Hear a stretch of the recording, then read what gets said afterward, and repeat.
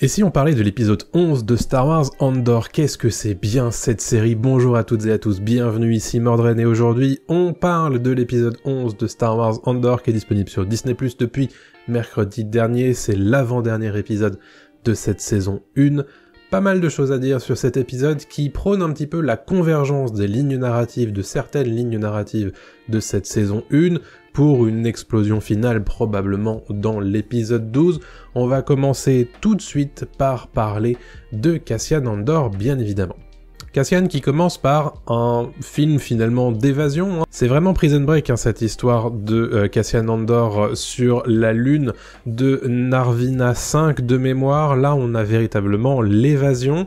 Ils essaient évidemment d'échapper à ceux qui les poursuivent bien sûr et donc voilà, ils trouvent un quad jumper et chose intéressante, c'est la première fois dans cette saison 1 que Cassian Andor assume qu'il ne sait pas forcément piloter un engin.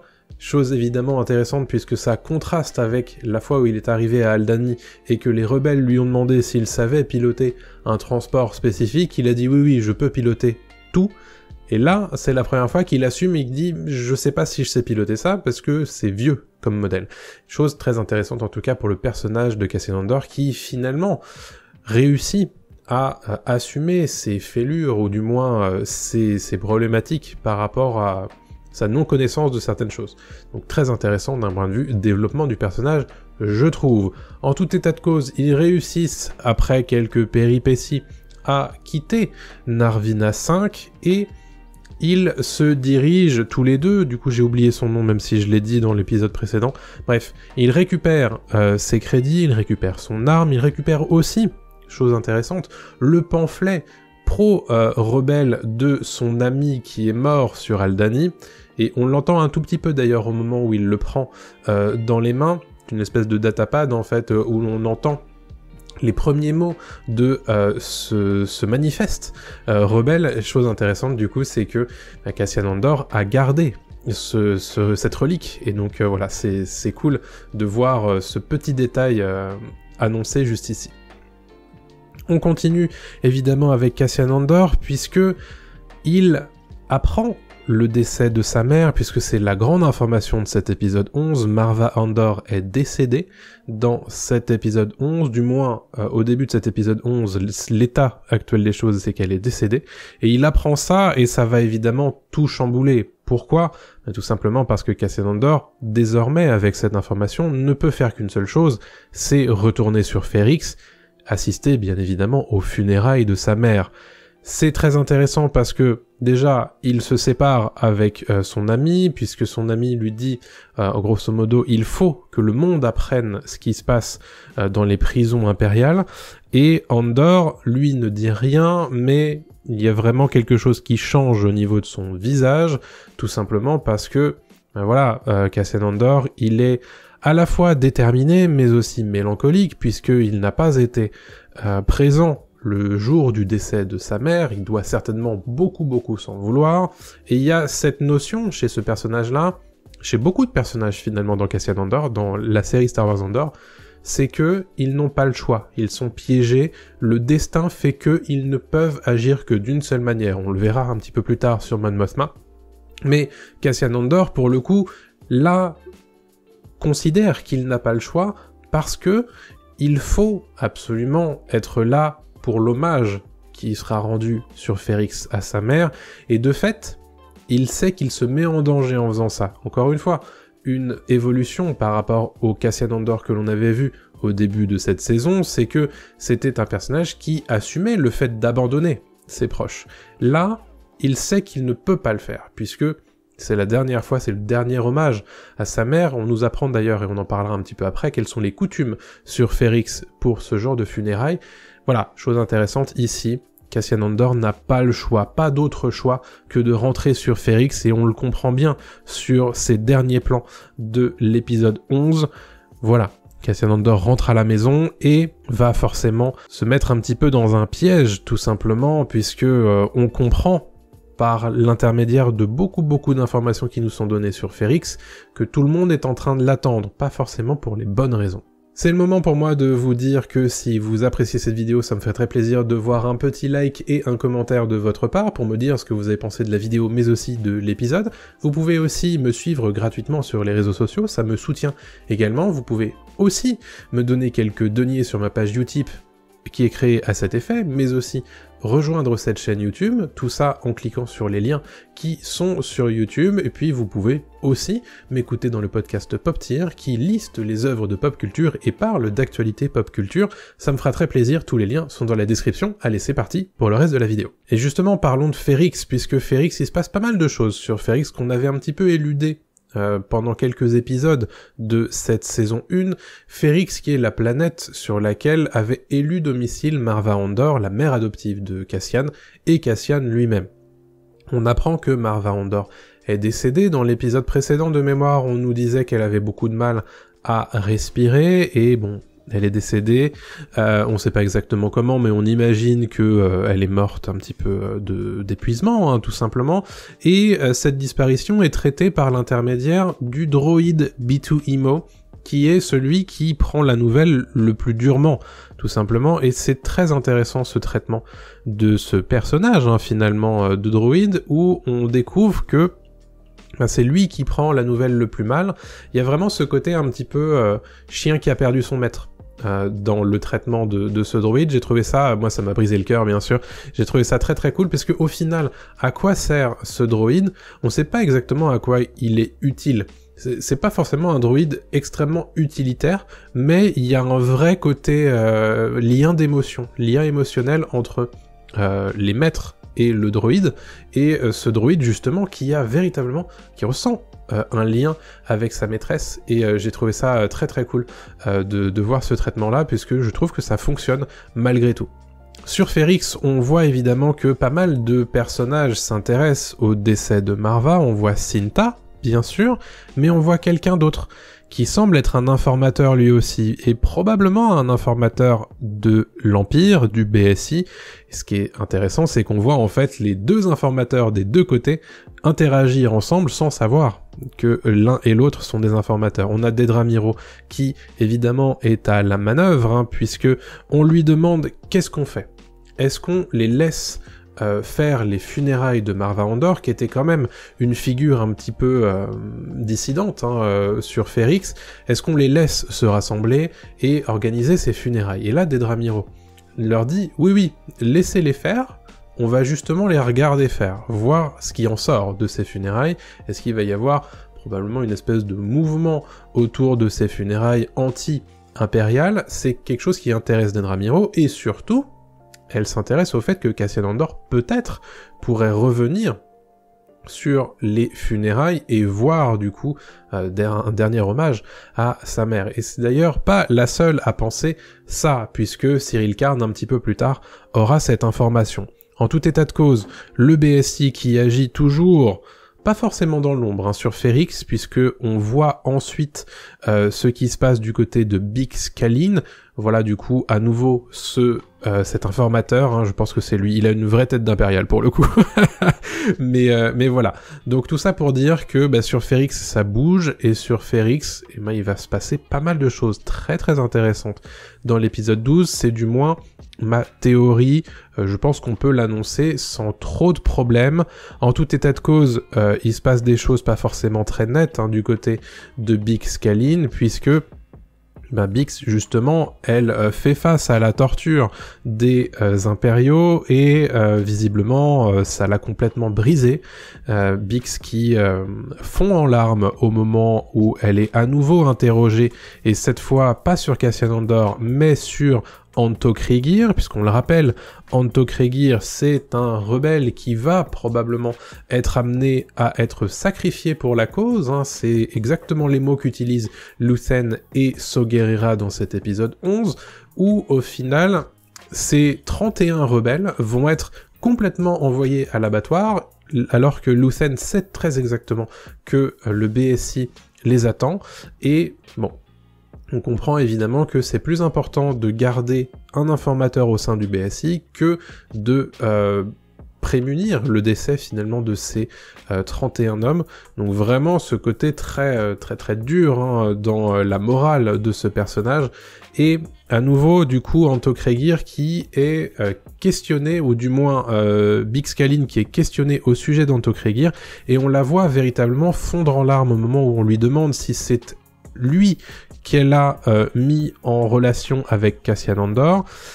Et on peut s'imaginer théoriquement que Bix-Kalin va leur dire oui, c'est bien cet homme-là que j'ai mis en relation avec Cassian Andor, et ça c'est évidemment très intéressant. Est-ce que ça va passer en termes de crédibilité du côté du BSI, du côté des impériaux? Ça c'est une question qu'on peut se poser, ce qui pourrait mettre un petit peu, sauver un petit peu la couverture de Luthen Rael, qui de plus en plus est dans le collimateur. Cyril Karn, je vous en parlais, Cyril Karn qui, justement, apprend de la part de son officier de Morlana One que Cassian Andor, sa mère, est décédée, que ses funérailles vont bientôt être organisées, et que il est très probable que Cassian Andor se rende sur Ferrix. C'est là, évidemment, qu'on s'imagine que Cyril Karn va faire le trajet, puisque on le voit voler de l'argent à sa mère, et probablement partir en plein milieu de la nuit pour se rendre sur Ferrix. Donc on a véritablement un cocktail explosif qui est en train de se préparer pour l'épisode 12, puisque 1. On a Cassian Andor évidemment, 2. On a tout Ferrix qui va évidemment être présent pour les funérailles de Marva, et ensuite on a 1. Le BSI qui va être là pour regarder, 2. Cyril Karn qui va probablement essayer de mettre un petit peu des couilles dans le potage, et enfin, on aura Vel qui sera aussi là, ainsi que Cinta.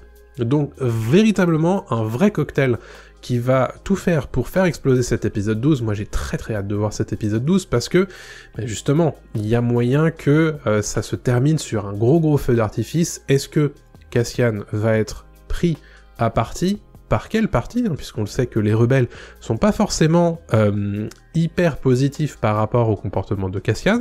Est-ce que Vel va le mettre hors d'état de nuire? Est-ce que Cyril Karn va faire un petit peu des siennes? Ça, c'est plein de choses qui se posent comme question, et j'ai trop hâte d'être à la semaine prochaine, même si la semaine prochaine, ça signifiera qu'on devra attendre la saison 2. Mais j'ai trop hâte, puisque cet épisode 11 est de très grande qualité. Il y a un autre personnage dont il faut qu'on parle, évidemment, c'est sur Coruscant, c'est Vel et Mon Mothma, puisque Vel s'intéresse du coup à aller parler à la bras droite de Luthen Rael, et lui demande d'aider Mon Mothma, puisque Mon Mothma est dans une position extrêmement difficile par rapport à la fiscalité impériale, et si ses comptes sont étudiés, ils vont voir que 400 000 crédits manque, ce qui veut dire que Mon Mothma est mouillé tout simplement aux activités anti-impériales, aux activités rebelles, et là-dessus, on comprend bien que Luthen Rael n'a pas spécialement envie de l'aider, ou du moins pas directement ou pas tout de suite, alors que justement la pression impériale se met véritablement sur les épaules de Mon Mothma à l'heure actuelle, ce qui va être compliqué. Et Vel évidemment essaie d'aider sa cousine. Elle apprend en arrivant dans ses appartements que la fille de Mon Mothma, Leida, est extrêmement fervente, pratiquante du catéchisme chandrilien. C'est quelque chose d'ailleurs que ne pratique pas visiblement Mon et Vel Mothma. Chose intéressante, c'est que Leida du coup a choisi elle-même de suivre ce cursus-là, pas du tout poussée par son père, donc il y a véritablement un côté un peu illuminé chez Leida. Il y a aussi quelque chose d'extrêmement intéressant dans cet épisode 11, c'est que on se posait la question dans l'épisode 10, est-ce que Mon Mothma va être capable de vendre, entre guillemets, sa fille à ce voyou qui s'appelle Skulldun de mémoire, qu'on avait vu dans l'épisode 10 et qui demandait rien en retour de ses placements de crédit, en dehors de marier la fille de Mon Mothma à son fils, et on voyait Mon Mothma pas forcément hésiter dans l'épisode 10, et en réalité, dans l'épisode 11, on voit que maintenant, elle a les pieds et poings liés. Elle est en train d'imaginer que la seule solution, justement, pour éviter ces problèmes, et donc éviter d'éventer sa relation avec la rébellion, c'est justement de se plier aux exigences de Skulldun. Et là, véritablement, il y a une inversion. Et comme je vous le disais tout à l'heure, Cassian Andor, qui n'a pas vraiment le choix, son destin l'emmène vers Ferrix dans cet épisode 12, là, on voit véritablement que Mon Mothma, son destin l'emmène vers cette décision extrêmement difficile dans l'épisode 12, et on voit bien que ça lui brise le cœur.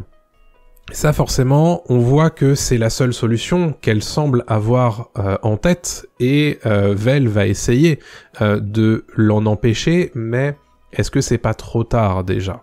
Et ça, c'est évidemment ce qui rend cette série Cassian Andor aussi dramatique et tragique, c'est cette dimension véritablement de tragédie chez ces personnages-là. J'ai trouvé que c'est quelque chose d'absolument magnifique pour ce personnage. Voilà, quand on voit évidemment le visage de Mon Mothma qui retient ses larmes difficilement sur cette scène, on voit bien que la pauvre, elle n'a plus le choix et elle sent bien que c'est la pire décision possible, mais qu'elle n'a pas le choix. Il y a un autre personnage dont il faut qu'on parle évidemment, c'est Luthen Rael. Luthen Rael qui met un petit peu ses pions un petit peu partout dans cet épisode 12 et qui retourne voir Saw Gerrera et lui explique en réalité quand Okregir va être sacrifié et il lui dit de ne pas aller sur Spellhouse pour justement ne pas faire les frais du BSI. Saw Gerrera qui ne comprend pas exactement ce dont il parle et surtout qui s'énerve et qui s'inquiète du fait que Luthen Rael ait des indicateurs chez lui dans les rangs de Saw Gerrera. Donc évidemment c'est chose intéressante puisqu'on sait que Saw Gerrera est un personnage qui est très très paranoïaque et qu'on a vu dans Rogue One de cette manière-là. Et on voit bien que Luthen Rael lui a donné des raisons de l'être tout simplement. Et il lui explique que pour lui c'est un choix qui est important pour la cause commune. Alors certes, ça veut dire sacrifier 31 hommes, mais ça veut dire aussi faire en sorte que les impériaux restent tout aussi confiants en leur capacité, qu'ils se sentent toujours intouchables, ce qui permettra aux rebelles d'avoir le champ libre. Alors que si les rebelles sauvent Okregir, ça montrera évidemment qu'il y a un indicateur au BSI, et donc ils seront méfiants. Chose intéressante, c'est que Luthen Rael est quand même prise à partie dans cet épisode 11 par des forces impériales, et doit s'en sortir, et nous montre d'ailleurs qu'il a beaucoup plus de capacités que des capacités diplomatiques en réalité, puisque son vaisseau réussit à se sortir d'une patrouille très très importante, alors que il y a une espèce de croiseur, alors j'ai oublié le nom, mais qui le prend dans son rayon tracteur. Il réussit à s'en sortir seul avec son vaisseau. Pourquoi ? Parce qu'on se rend compte en réalité que son vaisseau ce n'est pas un transporteur basique. Il a plein d'armes évidemment, et il a aussi beaucoup de gadgets. En réalité, ça m'a fait penser à l'Aston Martin de James Bond, créé par Q, où il y a plein de gadgets qui lui permettent de faire face à beaucoup de situations. Et là, c'est véritablement le cas, puisque on a Luthen Rael qui, seul, face à une espèce de croiseur et une patrouille de TIE Fighter, réussit à non seulement évacuer la zone, mais aussi à détruire une partie du rayon tracteur de ce vaisseau, mais aussi à détruire l'intégralité de la patrouille de TIE Fighter. Donc, c'est dire quand même que cette séquence est d'ailleurs assez surprenante dans cette série Star Wars Andor, parce qu'on n'en avait pas eu jusqu'ici, et c'est très cool de voir que au final, Luthen Rael a de la ressource, même de ce point de vue-là, et qu'il va faire en sorte de toujours se sauver coûte que coûte, parce que c'est un personnage qui n'a pas le droit, en réalité, d'être capturé par les impériaux, parce que s'il est capturé, c'est fini pour la rébellion. Et donc ça, évidemment, c'est très important de voir que Luthen Rael est capable de se sortir de ce genre de situation-là, parce que justement, s'il est capturé, c'est la cata, tout simplement. Donc voilà, c'est ça que je voulais dire sur cet épisode 11 de Star Wars Andor. C'était quand même vachement bien, hein. Vachement bien cet épisode 11, pourquoi ? Tout simplement parce qu'il y a tout dans cet épisode 11. Il y a cette ligne directrice qui nous montre que dans l'épisode 12 ça va péter, parce que sur Ferrix justement, c'est une cocotte minute qui est prête à exploser, et justement, avoir tous ces personnages qui se rendent à cet endroit-là où on aura Cinta, on aura Vel, on aura Cyril Karn, on aura Cassian Andor, on aura Bix, qu'il faut quand même réussir à sauver, j'imagine, tout ça, évidemment, aux funérailles de Marva, qui est une figure anti-impériale. Oui, tout ça avec le BSI, ça va probablement bien se passer, j'ai trop hâte d'être la semaine prochaine, et évidemment, de découvrir, d'en avoir un peu le fin mot dans cet épisode 12 sur le choix de Mon Mothma, et aussi, qu'est-ce qui va se passer du côté de Lucenrael et de Spellhouse. Est-ce qu'on va voir à la fois l'explosion à Ferrix et le BSI triomphant sur Spellhouse par rapport à Anto Kreegyr, ou est-ce que ça ne va juste nous être expliqué hors caméra? C'est possible aussi, mais je suis très curieux de voir ce qui va se passer dans l'épisode 12, parce que c'est le grand final de cette saison 1, et honnêtement, je n'ai que confiance dans ce dernier épisode, parce que vu tout ce qu'on nous a montré dans cette saison 1, il y a aucun moyen qu'il se rate, honnêtement. J'ai trop hâte de découvrir, même si ça voudra dire que on en aura terminé pour Star Wars d'ici cette fin d'année, mais honnêtement, on s'en régale chaque semaine de ce Star Wars Andor. Moi j'ai trop hâte évidemment de voir la fin et la suite dans la saison 2. Qu'avez-vous pensé de cet épisode 11 de Star Wars Andor? Dites-le moi dans les commentaires. Qu'est-ce que vous avez pensé de cette vidéo également? Laissez un pouce en l'air, un commentaire, ça me fait plaisir. Abonnez-vous à la chaîne, activez la petite cloche, évidemment. Si vous voulez me soutenir, vous pouvez me suivre sur les différents réseaux sociaux. Vous pouvez également me donner quelques deniers sur ma page Utip qui est ouverte à cet effet pour me permettre de pérenniser mon activité sur YouTube. Vous pouvez également écouter mon podcast Pop Tier dans les plateformes de podcast habituelles. Tous les liens sont dans la description. Quant à moi, je vous donne rendez-vous très prochainement pour une nouvelle vidéo. D'ici là, portez-vous bien. Salut à tous!